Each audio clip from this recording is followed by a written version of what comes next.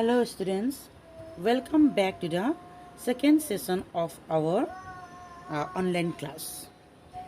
From today, we are going to discuss a very important chapter from Social Science History part, that is chapter 6, the Revolt of 1857, and this lesson is very much important all throughout the history of India.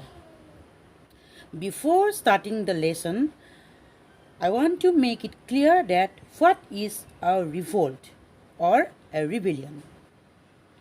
So, a revolt is a sudden, violent, and bloody outburst of the people's anger. Outburst means explosion, release. When people get angry, too much angry, they wanted to release or get rid of that anger, isn't it? So, such type of sudden and violent anger gives birth to a revolt. A revolt could be well planned, bloodless, or long drawn. But it is only possible when large number of people support it. Now, let us come to the lesson, the revolt of 1857. The whole year, that is 1857, witnessed armed revolts against the British in parts of central and northern India. And it completely brought down the British rule in India. The revolt also witnessed large-scale violence of both sides. That means by the Indians as well as the British. And the rebels, that is the Indian rebels, they also killed many of the white civilians. This revolt of 1857 ended the rule of the East India Company, and by an act of parliament, the administration of India was taken over by the British Crown. There were many causes that led to the revolt of 1857. They were social and economic causes, then political causes, military causes, immediate causes, etc. And each of these causes we will discuss one by one. First, let's see about social and economic causes. Which were the things that comes under social and economic causes? First is change in the pattern of trade and commerce. The English East India Company brought their ware from the local markets, so the artisans may be benefited. But in the 18th century, the pattern of trade underwent a drastic change. That means it got changed. And with the advent of the Industrial Revolution in England, that means with the introduction of Industrial Revolution in England, many new industries came up which started manufacturing on large scale. And all those products needed new markets for the goods to be sold. So, India was reduced to a raw material producing country only. And raw materials from India was exported, and the goods which were made out of these materials were sold back in India. See how disgusting the British were. They took the raw materials from India, and the things were manufactured in their own country, and again bought those goods and sold in Indian market. That means Indian people bought those commodities from them by paying. And so the British traders made enormous profit in this way, in this two-way trade, all at the expense of the Indians.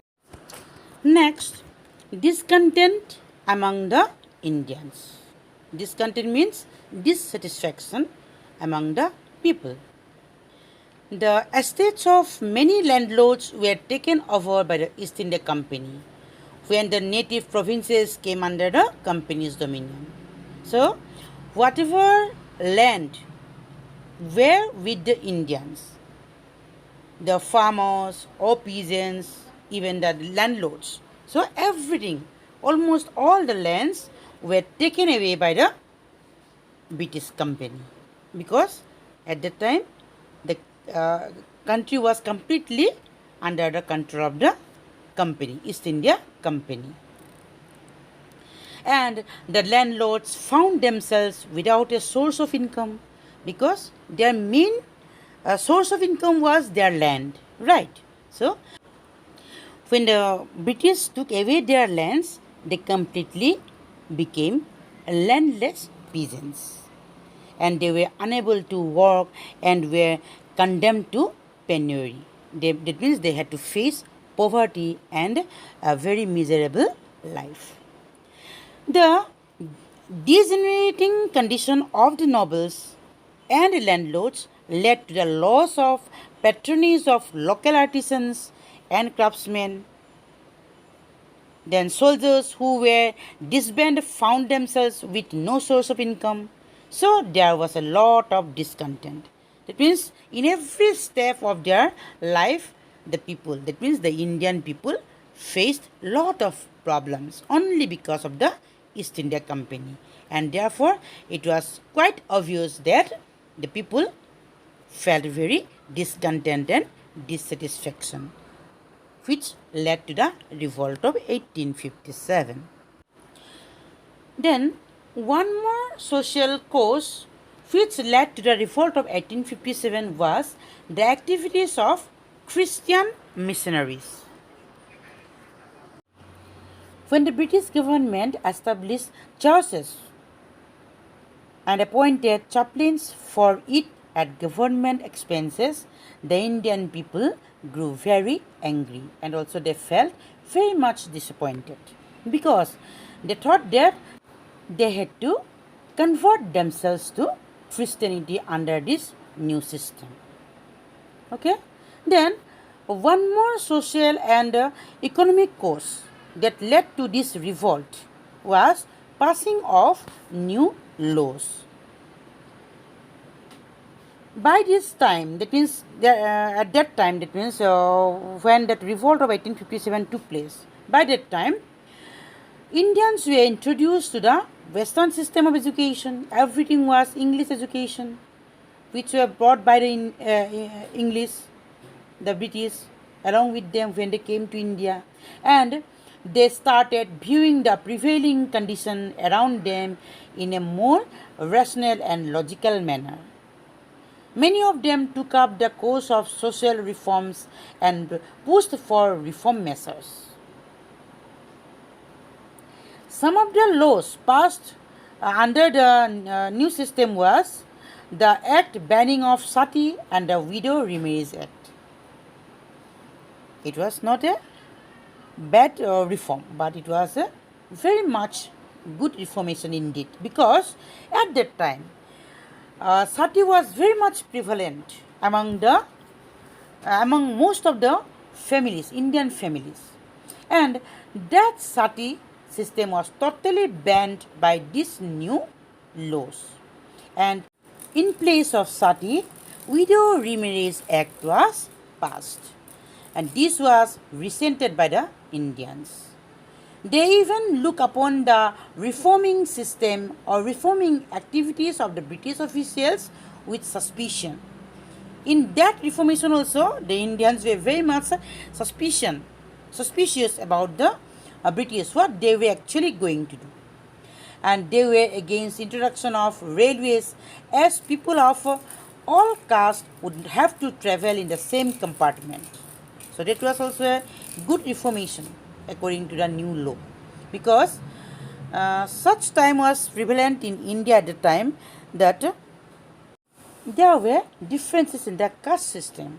The Brahmins, they did not allow the Shudras or the low caste people to travel in the same compartment, even in the same train, and many more things took place at the time before the arrival of the British. And those differences that took place as As a result of these caste differences, were totally banned by the new system or new laws. And they were shocked when a law was passed which allowed Hindu converts to Christianity to inherit their ancestral property. But only one problem that the Indian families faced was that they were not ready to convert themselves to Christianity because their own religion was their inherited property which they got from their ancestors, isn't it? Okay.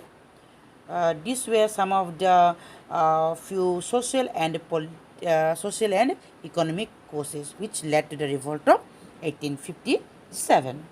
In the next class, we will discuss about political cause, military cause, immediate cause, etc. Thank you.